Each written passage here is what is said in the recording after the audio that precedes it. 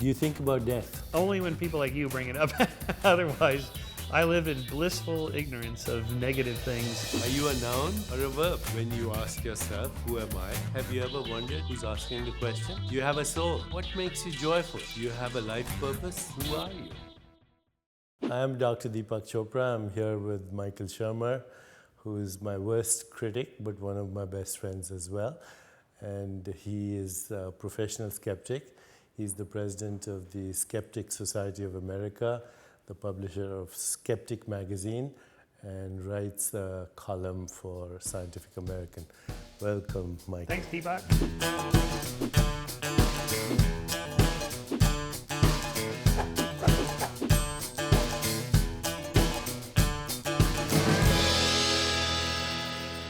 So, Michael, a lot of people with different worldviews are going to be watching this interaction. I want a little background. How did you create the Skeptic Society? What is it? All right, the Skeptic Society is a nonprofit science education organization. Don't think of skeptics as some cynical, evil people. We're just science people. We just love science and reason. We just want to understand the world, just like everybody else watching this. We want to know why things are the way they are. More why or how? Both.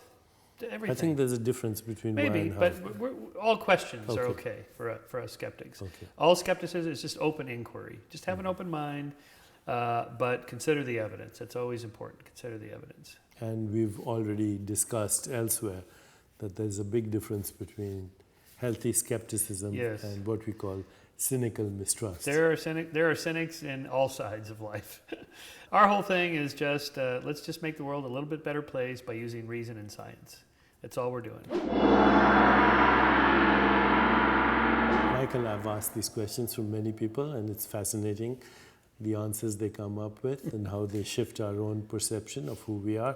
So just say whatever comes to your mind. Who are you? I'm Michael Shermer. I'm a dad and a skeptic and a bike rider and just an all-around, hanging out, easygoing guy. What do you want?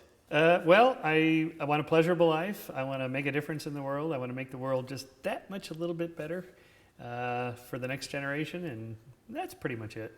Which is my next question. Do you have a life purpose? Other than, I guess, raising my daughter, she's an adult now, but having a satisfactory relationship with my daughter is probably the most important thing, and then love, and then making a difference in the world.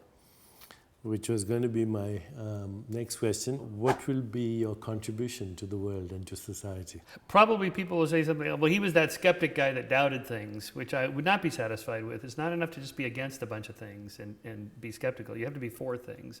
So I'd rather be remembered for being for science, for reason, for logic, for empiricism, and for a bunch of other political things, for freedom and liberty and equality and this sort of thing. Even if I can only do that much, I'll be happy with that. None of us makes a huge difference, but if I can just make a little difference. Can you identify with any peak experiences in your life? Oh, sure, of course. Mostly probably athletic, just doing my bike racing. Physically, those. I'd say spiritually, the most peak ones. I had some when I was religious, like going to Pepperdine University was, a fabulous experience. I really believed, I truly did. Going to Chartres Cathedral, even as a non-believer, it was just incredibly moving. But even more moving was going to, the first time I went to Mount Wilson with the 100-inch telescope dome, where Edwin Hubble sat there in the little bentwood chair that is still there and discovered that the universe is expanding. That to me was even grander, more spiritual, awe-inspiring than anything I'd done. Great. What makes you joyful? Mostly just being with friends and family. Who are your heroes in history, maybe in mythology, religion, science? Yes, I guess Darwin, obviously. Personally, Carl Sagan, Stephen Jay Gould were my sort of mentors, heroes. More distantly, people like the Google boys and Steve Jobs, people that want to really make the world better through science and technology and business. And I guess those are my heroes, the people that want to make a difference. What do you think are your unique skills and talents, and how do they help people? Writing, listening, I guess being open-minded in sort of the classically liberal sense, that you have principles that you go by, but you're open to listening to what people have to say in case you might be wrong. I'd say that's probably the biggest message I wanted to bring What out do you there. look for in your personal relationships? Being a fair and loving guy, you know, not too critical. What do you look for in your professional relationships? Money. No, just kidding. I did the wrong path. That's all right. No, obviously, I think the most important thing to me, it's nice to make money, and that's okay. But the more important thing is that you be doing something fulfilling. So I'm always sacrificing things that I could make more money at because it's more fulfilling to do it another way. And then if I can make money doing it, all the better. But it isn't the critical thing. I guess I don't need to ask you the next question, but maybe I should. Do you believe in God? Not anything like. No, I don't believe in God. I'm an atheist. Do you have a soul? No, I don't think I have a soul. If by soul you mean a pattern of information that represents me that lives forever. No, I don't think I have a soul. Do you think about death? Only when people like you bring it up. Otherwise, I live in blissful ignorance of negative things as often as I can. You think death is negative? Well, the way most people conceive of it, yeah. I see death as the ultimate act of creativity. Okay, well, maybe I need to read Because without death, there would be no life. freshness. Yeah, okay. I don't know. I'll have to think about that. When you ask yourself, who am I? Or if you ask yourself, who am I? Have you ever wondered who's asking the question?